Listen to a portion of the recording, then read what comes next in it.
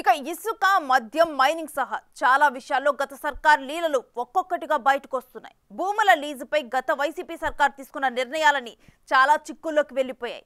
అదే సమయంలో గత ప్రభుత్వంలో మంత్రులుగా పనిచేసిన జోగి రమేష్, గుడివాడ అమర్నాథ్ వంటి వారి చుట్టూ భూ కబ్జా, అక్రమ నిర్మాణాల ఆరోపణలు చుట్టుముట్టాయి. వారంతా కేసులు ఎదుర్కోవాల్సి వస్తుంది. నోటీసులకు రెస్పాండ్ అవ్వాల్సిన పరిస్థితి వచ్చింది.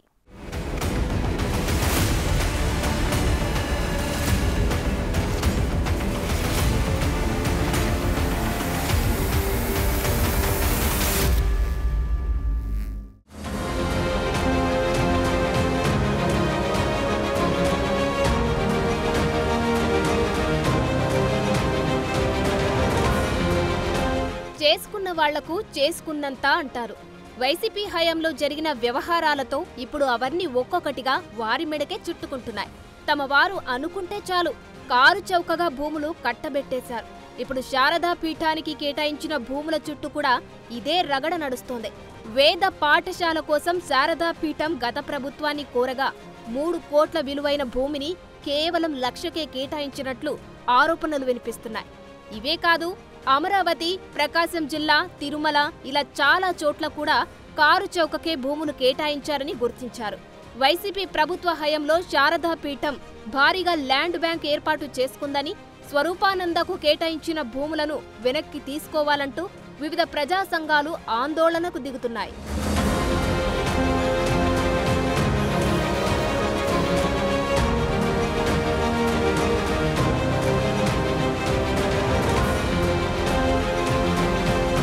వైసీపీ ప్రభుత్వ హయాంలో చాలా వరకు భూ కబ్జాలు, పర్మిషన్లు లేకుండా భవనాల నిర్మాణం, వివిధ శాఖల్లో అవినీతి అక్రమాల చుట్టూనే ఎక్కువ రాద్ధాంతం నడుస్తోంది. మాజీ మంత్రి జోగి రమేష్ చుట్టూ ఇదే తరహాలో అభియోగాలు వచ్చాయి. అగ్రిగోల్డ్ భూముల సర్వే నంబర్ మార్చేసి, కొడుకు బాబాయ్ పేరిట మార్చేసి ఏకంగా ప్రహరీ నిర్మించేశారన్న ఆరోపణలు తెరపైకి వచ్చాయి. వాటి యజమానులు పోలీసుల దృష్టికి తీసుకెళ్లినా జోగి రమేష్ మాజీ సీఎం జగన్ కు సన్నిహితుడు కావడంతో అప్పట్లో విచారణ లేకుండా తొక్కిపెట్టారంటున్నారు. విజయవాడ గ్రామీణ మండలం అంబాపురం గ్రామంలో రీసర్వే నంబర్ 87 చుట్టూ పెద్ద దుమారమే చెలరేగుతోంది. దస్తావేజుల్లో రకరకాల మాయాజాలాలు పాల్పడ్డట్లు ఆరోపణలు వచ్చాయి. వాస్తవ యజమానులు వీటిపై 2024 జనవరిలో విజయవాడ 2 టౌన్ పోలీస్ స్టేషన్లో ఫిర్యాదు చేశారు. సర్వే చేసిన వివరాలు కూడా ఇన్నాళ్లు బయటకు రాకుండా తొక్కిపెట్టారన్న ఆరోపణలున్నాయి.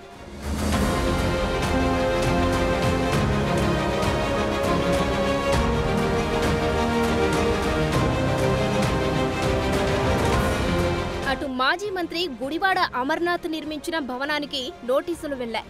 వారంలో నోటీసులకు జవాబు ఇవ్వకపోతే అమర్నాథ్ బిల్డింగ్ పని పట్టేందుకు అధికారులు సిద్ధమవుతున్నారు. గాజువాకలోనే చట్టివానిపాలెం వద్ద హైవేను ఆనుకొని అమర్నాథ్కు సుమారు 400 గజాల స్థలం ఉంది. అందులో వాణిజ్య సముదాయం నిర్మాణం కోసం అనుమతి కోరుతూ జీవీఎంసీకి 2 ఏళ్ల కిందట ఆన్లైన్లో ప్లాన్కు దరఖాస్తు చేశారు. దరఖాస్తు ఫీజు కింద 10,000 చెల్లించారు. అయితే భవన నిర్మాణం కోసం ప్రతిపాదించిన స్థలం జాతీయ రహదారికి ఆనుకుని ఉంది. ఆ రహదారిని భవిష్యత్తులో 80 మీటర్లకు విస్తరించాలని మాస్టర్ ప్లాన్లో పొందుపర్చారు. మాస్టర్ ప్లాన్ ప్రకారం రోడ్డు విస్తరణకు సర్వే నిర్వహించి ఇరువైపులా ఎంతవరకు భూమి అవసరమవుతుందో గుర్తించి జీవీఎంసీ అధికారులు ఆర్డీపీ ఇవ్వాలి.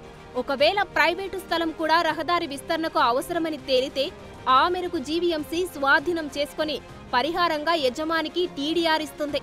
ఆ ప్రక్రియ పూర్తి కాకపోవడంతో మాజీ మంత్రి అమర్నాథ్ భవన నిర్మాణం కోసం చేసుకున్న దరఖాస్తు ఆన్లైన్లో పెండింగ్లో ఉండిపోయింది.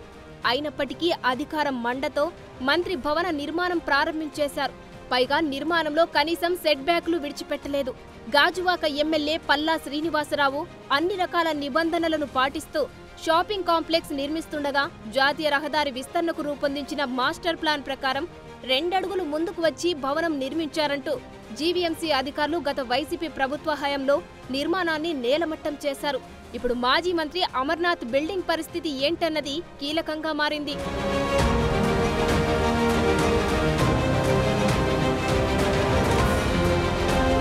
మరోవైపు గత వైసీపీ ప్రభుత్వంలో మద్యం షాపుల్లో నడిచిన రకరకాల దందాలు వెలుగులోకి వస్తున్నాయి. పాపులర్ బ్రాండ్లు ప్రజల్లో ఆదరణ ఉన్న బ్రాండ్లను గుట్టుచప్పుడు కాకుండా పక్కదారి పట్టించేవారని, నాసిరకం మద్యం, జనం మునుపెన్నడు చూడని స్పిరిట్ బ్రాండ్లను అమ్మకాలకు ఉంచేవారంటున్నారు. మద్యం దుకాణాలు మొదలుకొని లిక్కర్ మార్టుల వరకు అన్ని చోట్ల ఇదే రకమైన పరిస్థితి ఏర్పడిందన్న విషయాలు వెలుగులోకి వస్తున్నాయి. మరోవైపు 9 ఏళ్ల తర్వాత బెంగళూరు వెళ్లిన మాజీ సీఎం జగన్ వ్యాపార వ్యవహారాలపై ఫోకస్ పెంచారంటున్నారు. లిక్కర్ బాండ్ల వ్యవహారంలో పెద్దిరెడ్డికి, అవినాష్కు మధ్య ఆర్థిక విభేదాలు ఉన్నట్లు ప్రచారం జరుగుతోంది. అటు మాజీ మంత్రి పెద్దిరెడ్డి రామచంద్రారెడ్డి చుట్టూ మైనింగ్ ఆరోపణలు తెరపైకి వస్తున్నాయి. ఉమ్మడి అనంతపురం జిల్లాలో 1000 కోట్ల విలువ చేసే ఖనిజ సంపద లూటీ వెనుక చాలా కథలు నడిచాయని కాంట్రాక్టర్లు మెరుపు ధర్నాకు దిగారు. మైనింగ్ లీజు వసూళ్లలో తమకు అన్యాయం చేశారని లీజు కాంట్రాక్టర్లు ఆక్షేపించారు. అమిగోస్ మినరల్స్ కంపెనీపై చర్యలు తీసుకోవాలని డిమాండ్ చేస్తూ ఇటీవలే ధర్నా చేశారు. అక్రమ కేసులు బనాయించి తమ క్వారీలను లాక్కున్నారని మరికొందరు మండిపడ్డారు. ఉమ్మడి అనంతపురం జిల్లాలో 72 చెక్పోస్టులు ఏర్పాటు చేసి సుమారు 1000 కోట్ల ఖనిజ సంపదను లూటీ చేశారని కాంట్రాక్టర్లు ఆరోపిస్తున్నారు. పెద్దిరెడ్డి అనుచరులమంటూ చాలా మంది బెదిరించారని ఆరోపించారు. సో ఓవరాల్గా ఇలాంటివెన్నో తవ్వే కొద్దీ బయటికొస్తున్నాయి. ఇవన్నీ మచ్చుకు కొన్ని మాత్రమే. రాబోయే రోజుల్లో ఇలాంటి అవినీతి అక్రమాల విషయాలెన్నో వెలుగులోకి వస్తాయంటున్నారు.